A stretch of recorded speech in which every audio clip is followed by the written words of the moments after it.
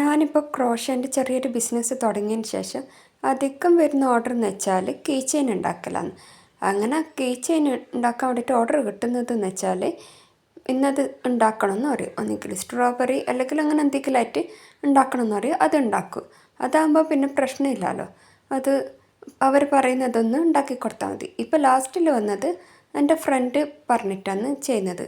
അവൾ പറഞ്ഞത് എനിക്ക് ഇഷ്ടമുള്ള എന്തെങ്കിലും ഉണ്ടാക്കിക്കോ, 2 ഉണ്ടാക്കണം, കുറച്ച് വലുപ്പത്തിൽ തന്നെ ആക്കിക്കോ എന്നാണ് പറഞ്ഞത്.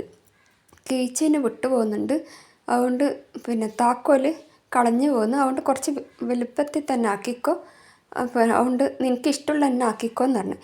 ഇത് ഇഷ്ടമുള്ളത് ആക്കിക്കോ എന്ന് പറഞ്ഞിട്ട് നമ്മളിപ്പോൾ കൊടുക്കുമ്പോൾ ഒന്ന് നല്ല അടിപൊളിയിലൊന്നും ആക്കി കൊടുക്കണ്ടേ. അങ്ങനെ കുറേ ദിവസം ആലോചിച്ചിട്ട് എന്താ ആക്കണ്ടേന്ന് വിചാരിച്ചിട്ട് പിന്നെ അങ്ങനെ പിൻട്രസ്റ്റ് തപ്പിയാലും ഈ ഒരു കീ ചെയിൻ്റെ ഇത് കണ്ട് അതൊന്ന് ആക്കി കൊടുക്കാൻ വിചാരിച്ച്. ഇതാകുമ്പോൾ കൂടുതലൊരു വലുപ്പത്തിലും ഉണ്ട്. എനിക്കൊരു വെറൈറ്റി ആയിട്ടും തോന്നിയിട്ട് അങ്ങനെ ആക്കി കൊടുക്കാൻ നിന്ന്. എനിക്ക് നല്ലോണം ഇഷ്ടപ്പെട്ട്. ഞാൻ വിചാരിച്ചിട്ടില്ല ഇത്രയും നന്നായിട്ട് വരുമെന്ന്.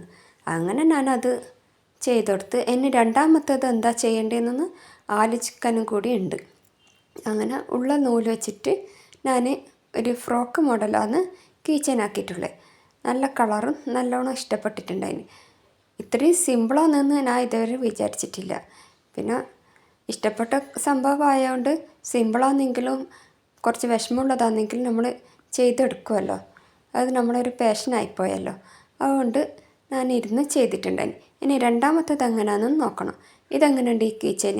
അടിപൊളിയാണെങ്കിൽ ലൈക്ക് ചെയ്യാനും ഷെയർ ചെയ്യാനൊന്നും മറക്കല്ല കേട്ടോ.